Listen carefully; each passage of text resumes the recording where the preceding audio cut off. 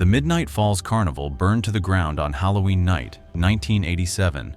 147 people went in. Not a single one came out.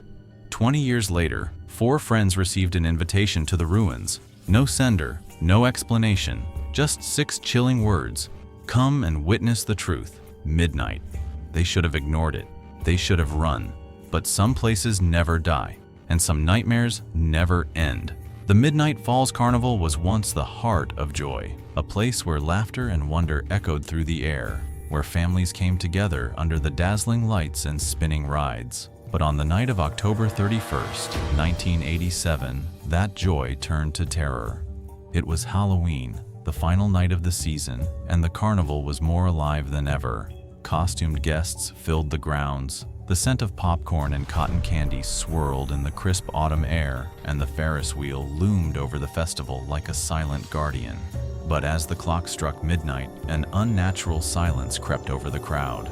The lights flickered, the music distorted into a sickening hum, and then came the fog, thick, heavy, swallowing everything in sight. A scream shattered the eerie stillness. Then the fire began. It erupted from the funhouse, a hungry inferno that spread unnaturally fast, devouring everything in its path. People ran, desperate to escape, but the exits, every single one, were blocked. They clawed, screamed, begged, but the flames did not stop. By the time firefighters arrived, the carnival was gone, reduced to blackened ruins. All 147 attendees perished that night. The official reports blamed faulty wiring, but the town whispered a darker truth. Midnight Falls had a history, a curse, they said. The land beneath the carnival was never meant to be disturbed. The fire had not been an accident. It had been a sacrifice. 20 years later, the ruins of Midnight Falls Carnival still stood, untouched, a ghost of the past. No one dared to step foot near it, until 4 friends received an invitation. Ethan, Zoe, Kyle, and Mia found the letters slipped under their doors in the dead of night. Aged parchment, blood-red ink, and a single chilling message. You are cordially invited to the Midnight Falls Carnival. Come and witness the truth. Midnight. Tonight. Don't be late. The invitation bore no sender, only the carnival's old emblem, a grinning, hollow-eyed clown. They should have ignored it. They should have burned it. But curiosity is a powerful thing. Maybe it was a prank, a ghost story brought to life, or maybe the truth was waiting for them. As they approached the carnival, the temperature dropped, their breath misting in the night air. The entrance gates, rusted and broken, groaned open on their own. Inside, the silence was suffocating, pressing in on them like unseen hands. The ride stood still, abandoned skeletons of a forgotten era, until they weren't. Without warning, the carousel creaked to life, its painted horses cracked and grinning, turning slowly, playing a tune that had no right to exist. The Ferris wheel's lights flickered to life, casting eerie shadows as its gondolas swayed in the still air. Ghostly figures, transparent and distorted, sat within them, staring, watching. Ethan swallowed hard. It's just an old carnival, he muttered, though his voice shook. Zoe's fingers dug into her sleeves, her skepticism faltering. Something isn't right, she whispered. Kyle, the joker of the group, forced a laugh. Guys, it's Halloween. Maybe someone set this up for scares. But Mia said nothing. She stood frozen, her eyes locked on the funhouse entrance.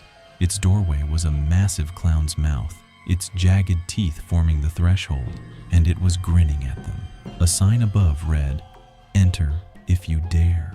The funhouse swallowed them whole. Mirrors lined the walls, but the reflections were wrong. Stretched limbs, twisted mouths, eyes that weren't their own. The floor shifted beneath their feet, corridors looping back on themselves. Then came the laughter, low, guttural, not human. The mirrors cracked, splintering into thousands of jagged edges, and from the shards emerged dark, crawling figures, their hollow eyes glowing like embers. The friends ran, but the funhouse stretched endlessly, the exit always just beyond reach. The walls pulsed like a living thing, whispering in voices that did not belong to the world of the living. When they finally stumbled out, gasping for breath, the carnival had changed. The sky was no longer black, but a deep, unnatural red. The air was thick with the scent of burning flesh. The carnival was no longer abandoned, it was alive. The roller coaster roared to life, its rusted tracks glowing, its cars moving on their own, filled with faceless, shadowy passengers. The friends turned to run, but the coaster moved with them, its tracks shifting, bending, trapping them in its path. Kyle, ever the daredevil, made a split-second decision. "We ride it," he panted. "Maybe it's the only way out." Hesitantly, they climbed in.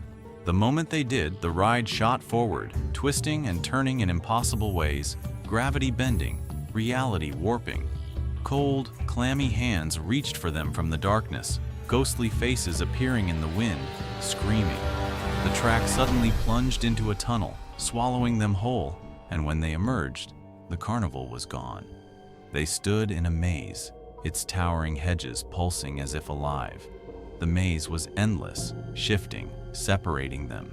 Ethan ran through the twisting paths, the walls closing in, whispers slithering in his ears. Zoe found herself in a clearing, staring into an old well. The water rippled. Then, a hand shot out, clawing at her wrist. She screamed, but no one came. Kyle and Mia reunited, but they were not alone. Silent figures lurked in the shadows, watching, grinning. Their hollow eyes burned with something ancient, something hungry.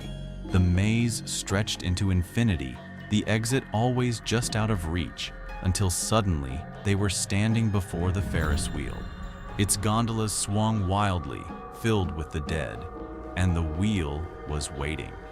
One by one, they were taken. The carnival did not let them leave. When Ethan finally awoke, he was alone. The carnival was silent, nothing but ashes and ruins, just as it had been for 20 years. His friends were gone.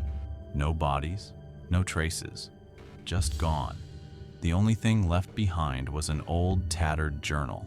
Inside, the ramblings of the carnival's original owner revealed the truth. The fire in 1987 had been a ritual, a sacrifice.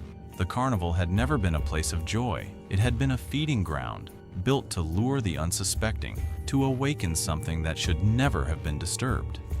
And now, after 20 years, it had lured them here for the next offering.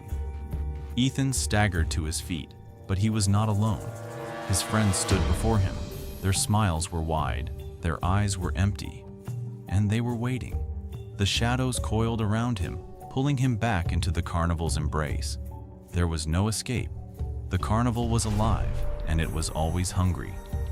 When Ethan woke up again, he was in a hospital bed. They told him he had been found unconscious in the ruins, the only survivor. His friends were gone. The police dismissed his story as trauma-induced hallucinations. The Midnight Falls Carnival was nothing but a tragic memory. But Ethan knew better. The carnival was gone, but the thing inside it, it was still out there, waiting, and one day it would call again.